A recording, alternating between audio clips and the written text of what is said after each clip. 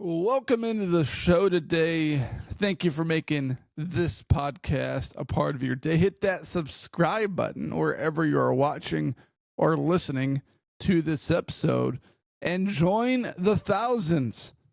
We've got a big, important Timberwolves game to talk about last night.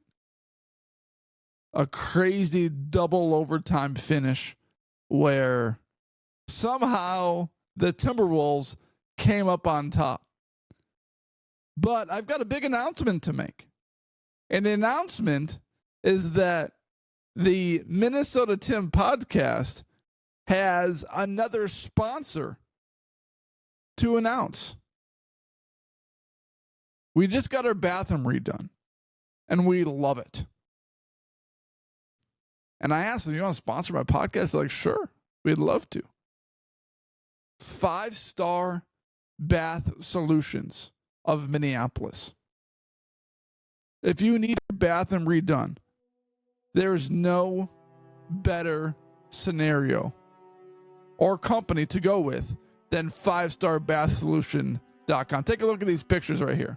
Okay, picture one. There's our bathroom, our tub, you see that little step? Oh, gross.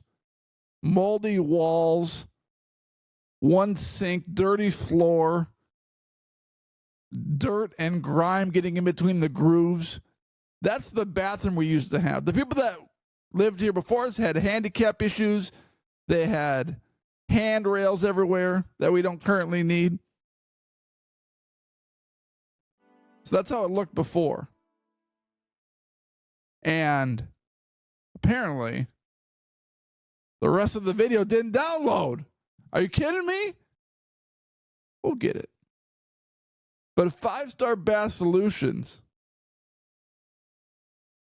is the place to get your bathroom done. I'm going to talk about it more. You ready for this? I talked to some companies, and they said, yeah, it can be done in 4 to 6 weeks. I asked them, do you do mold removal? No, you got to hire someone else. So you're looking at like a 3 or 4 month project by the time you get the mold done, by the time you get the bathroom done, by the time you get this done. Bathrooms are moldy areas. They got this project done for us in less than 48 hours. Mold removal gone. Bathroom updated. And a complete game changer for my wife and I. We didn't need to completely eliminate a bathroom for 3 months. We were using that bathroom in 3 days, fully remodeled, fully finished, with everything, all the bells and whistles that we wanted. So, you need to look at 5starbathsolution.com for all your bathroom needs because of the reasons I just said. 5-Star Bath Solutions of Minneapolis. Check them out today. The video is currently downloading. Just got completely boned by the original download. Maybe that's my fault for not checking it. Let's see here. Let's see if this one works. Do do do do do do do. Dun, dun, dun, dun, dun, dun, dun, dun. Shh. Shh. Bum, bum, bum, bum, bum, bum, bum, bum. Bum, bum, bum, bum, bum. Here we go. Here we go. This one works. So there's the before pictures. Moldy bathroom and shower. One sink. Gross floor. And that step by the shower was so annoying. Like, why is there a step there? For the handicaps. Okay, here's the after. Oh, that's what I'm talking about. No mold. Beautiful tub. Beautiful shower. Beautiful surround. Updated floors. No step. Double sinks. New mirror. Fresh vanity. A complete game changer. And here's the thing about bathrooms. When you put money into the bathroom, you get money out of the bathroom. So the value of our house just skyrocketed. And if you want this project done in less than 48 hours, call 5starbathsolutions.com of Minneapolis. Okay. All right. Let's dive into the Timberwolves win now that we got that figured out. Here we go. Timberwolves win 140-139 in a double overtime thriller. Julius Randle, 26 points. Jaden McDaniels, 12 points. Rudy Gobert, 19 points. Mike Conley, 9 points. Anthony Edwards, 34 points. A fascinating story of this game. Anthony Edwards and Julius Randle were the only two players in the starting lineup that had a plus, which means the Timberwolves were better when they were on the floor in this ballgame. Edwards was a +8, and Julius Randle was a +1. Mike Conley was a -22, Rudy Gobert was a -10, and Jaden McDaniels was a -6, which means that a lot of credit of this game can go to the Timberwolves bench. Josh Mine at a +14 in 12 minutes, who's been bench-ridden for months. So he deserves a lot of credit for stepping in seamlessly like this. Nickeil Alexander-Walker, +14 in 45 minutes off the bench. 26 points, 8 assists, 7 rebounds, and 2 clutch free throws to finish the game. Jalen Clark, a +2. Rob Dillingham, a +4. The overarching theme of this game is that the Timberwolves dug deep, overcame a early game poor play, because this is what always happens to the Timberwolves. It was a late announcement that Jamal Murray and Michael Porter Jr. were not playing for the Denver Nuggets. And I tweeted and I said, did the odds for the Denver Nuggets just go up? Now, to be fair, Naz Reid and Dante DiVincenzo were not available to play for the Timberwolves because of their one-game suspension due to their involvement in the brawl against the Detroit Pistons. So they couldn't play. There's a disadvantaged Timberwolves, but it basically evened itself out because 2 starters were not available to play for the Denver Nuggets. So that's a wash.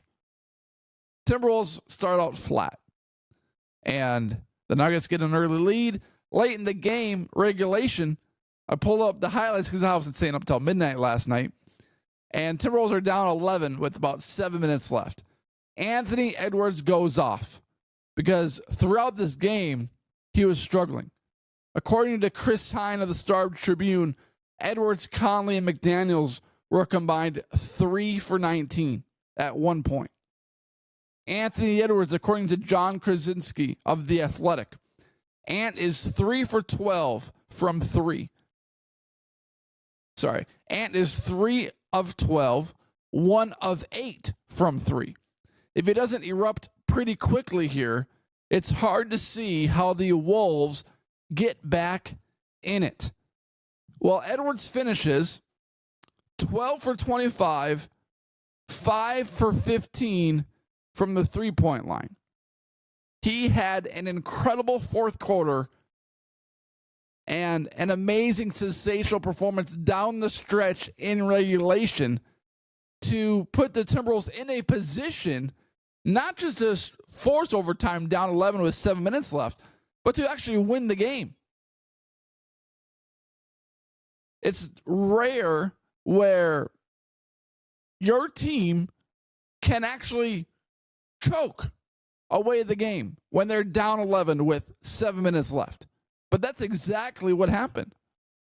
Timberwolves down 11, come back, take the lead, have an opportunity to win, and the game-winning shot is Julius Randle step back 3, fading away over a defender on the wing.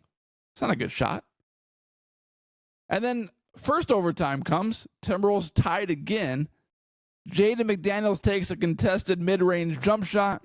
misses, doesn't even hit the rim, just like Julius Randle's shot. And then the Timberwolves win in double overtime, thanks to the efforts of Edwards and Nickeil Alexander-Walker and the guys for making big shots.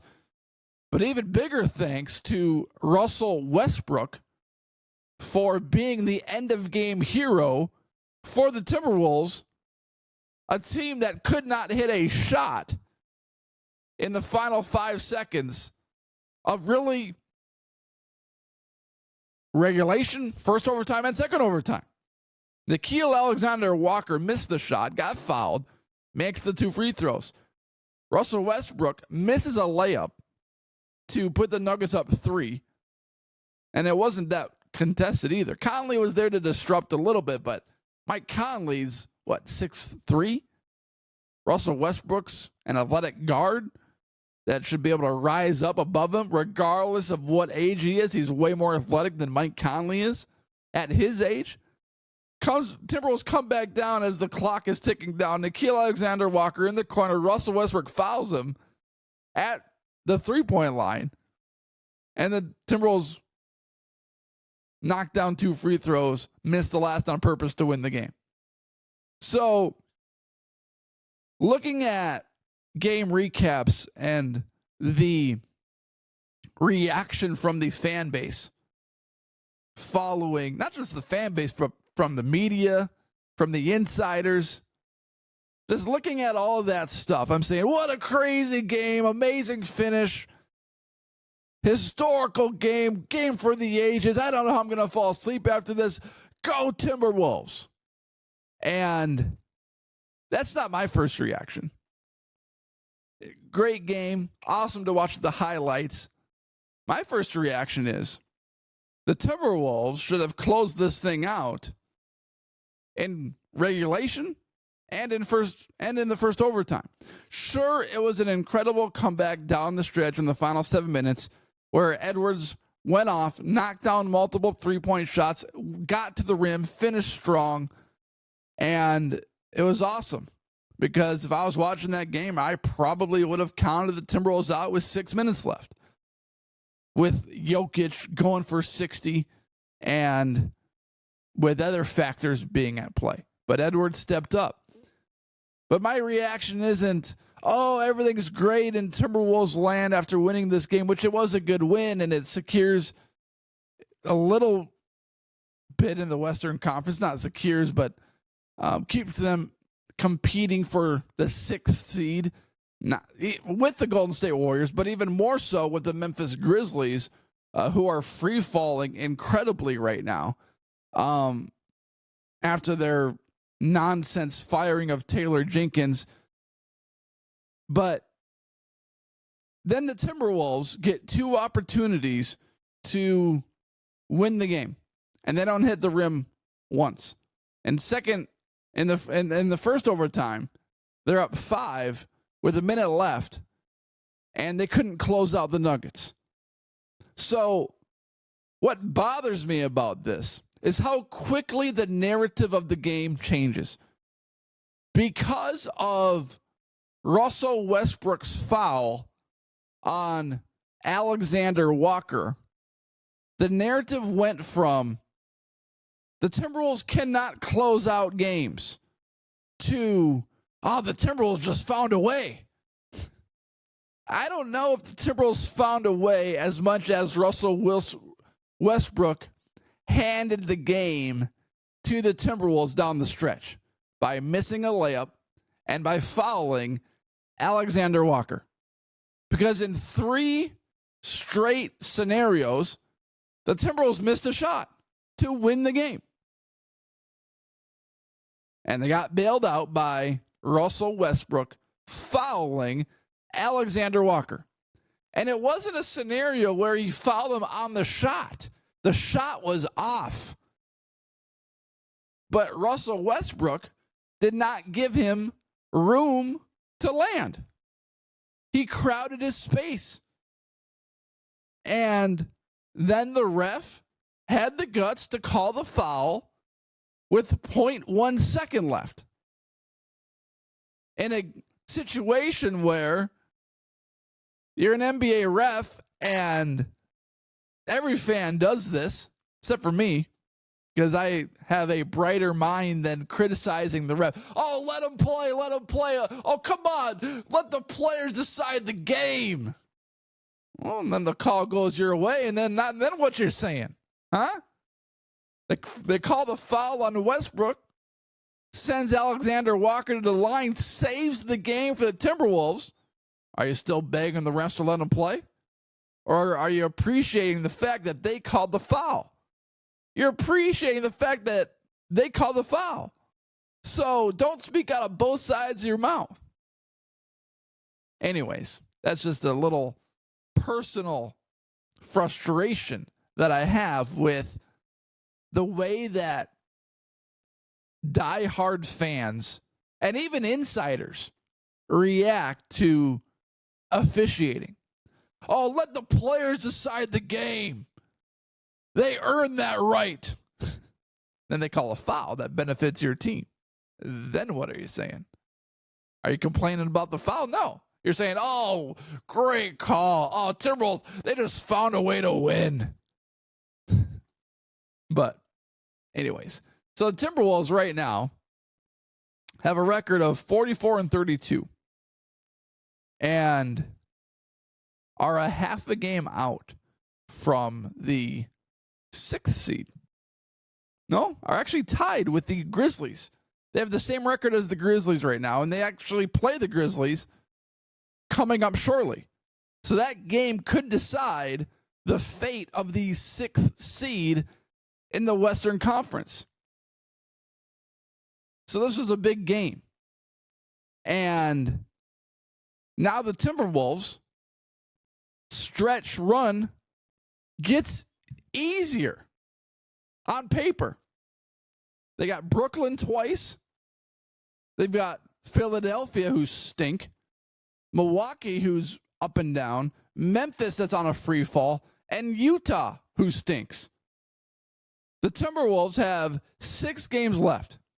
There's no reason why they shouldn't win at least 5 of those games and secure the 6th seed with the Grizzlies free falling.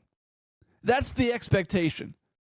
Although there is no other team that I can recall watching and cheering for that has been a bigger two-face, like Batman Two-Face, Joker Two-Face, than the Timberwolves. Because you look at their wins, oh, the 8-game win streak, everything's looking great. Throw the party in Minneapolis, the championship parade. We're rolling. We're going to get the 5th or 6th seed, and here we go. And then you lose to the shorthanded Pacers. You lose to their bench. And then you lose to the 19-win Pelican team. And then you beat the Pelicans by 40. And then you lose to the Pacers again with their starters by 16 points. Oh, then you respond by beating Phoenix, who, if the Timberwolves ever need, like, just something to make themselves feel good or a bounce back, put Phoenix on the schedule. They have manhandled and owned Phoenix like Aaron Rodgers has owned the Chicago Bears throughout his entire career. As much as Anthony Edwards respects Kevin Durant and calls him his favorite player, Edwards owns the Suns and Kevin Durant. And then they beat Detroit, who's legitimate this year, and then last night's dramatic double overtime victory in which Russell Westbrook handed the Timberwolves the win. But now they had the double overtime high, and they get a one-day break, and then the NBA forces the Timberwolves to travel from Denver to Brooklyn. Seems a little unfair. You get a day break, but from Denver to Brooklyn seems a little unfair. And they have a 6:30 game that night, and Brooklyn's no good. So what will be interesting to watch is how the Timberwolves respond to their win, that high moment that we all talk about, You're up here, you're feeling great. You have this amazing high moment of beating a team in double overtime and keeping yourself within the race of the 6th seed. How you're going to respond the following game against a team that you should dominate. Because this game could be the determining factor of whether or not you're the 6th seed. Every single game does from here on out. And you need to do everything you can to avoid that play-in game. Because the Clippers are right on the Timberwolves' tail too. They're a half game behind the Timberwolves. It's not like you're just chasing Memphis. If you lose, you're also going on the road in the play-in game. So you don't want that either. So every game here on out should be a must-win mentality for the Timberwolves. It gives me the Vikings to the Eagles vibes of 2017. They've got the high feeling of beating the Saints, the Miracle, and then they lay an egg in Philadelphia. So hopefully the Timberwolves don't lay an egg in Brooklyn following their dramatic, exciting win over the Denver Nuggets. But what a thrill. Fun game to catch up on. And for all those that stayed up and watched the game, I'm sorry. But I basically watched it in 10 minutes this morning. So if you want to do that going forward, hey, if it's a playoff game, I'm staying up for it. Regular season game at the end of the year. Still recovering. My lymph node is swollen. My jaw is sore. Went to the dentist last week. My teeth still hurt. Didn't have any cavities, though. But anyway, thank you for watching this episode. Check out 5-Star Bath Solutions of Minneapolis. Google it. Get your bathroom done in 48 hours. Doesn't have to be 6 weeks. Affordable pricing. Amazing opportunity. 5-Star Bath Solutions of Minneapolis. Check them out today. Thank you for watching and for making this podcast part of your day.